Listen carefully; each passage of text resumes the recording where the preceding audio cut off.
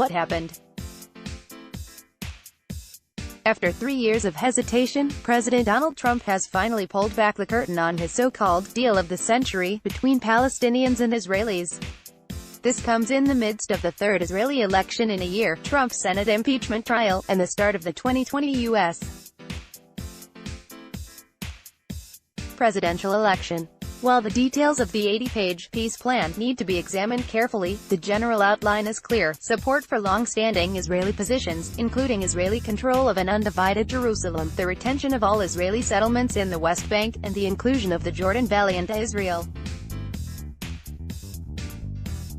While the plan talks of the possibility of a Palestinian state in the remaining parts of the West Bank and Gaza, the conditions imposed by the Trump administration for such a reduced state make it impossible for any Palestinian leadership to accept.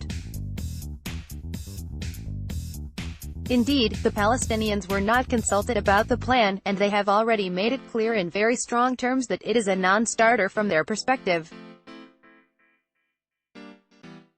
Why does it matter? Why did the Trump administration put out a peace plan it knew one side would reject immediately? The timing of its announcement cannot be divorced from the surrounding politics in Israel and the United States.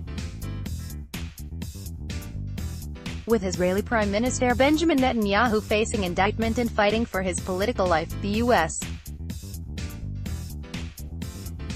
plan offers him a golden opportunity to change the subject. With an election campaign underway, Netanyahu's rival Benny Gantz and his party are in a difficult position and will find it hard to oppose steps by Netanyahu to implement parts of Trump's plan unilaterally. But the situation is not without risks for Netanyahu as well, as small parties to his right that he needs to retain power are unhappy that Trump's plan leaves open the possibility of a Palestinian state in the future. Netanyahu may be counting on the Palestinians to react badly and generate a further shift rightward in Israel before the March elections.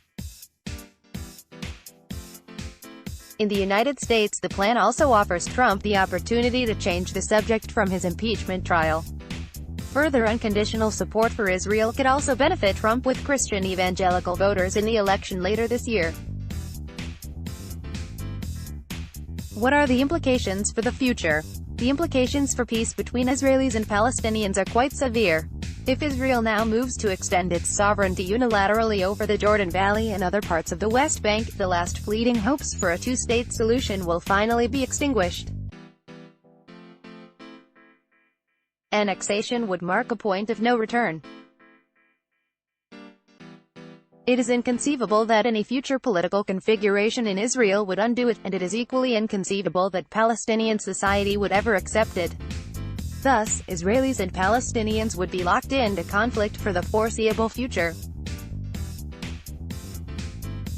While many Israelis believe the country is strong enough to endure whatever reaction may come from the Palestinians, the negative implications for Israel extend well beyond that.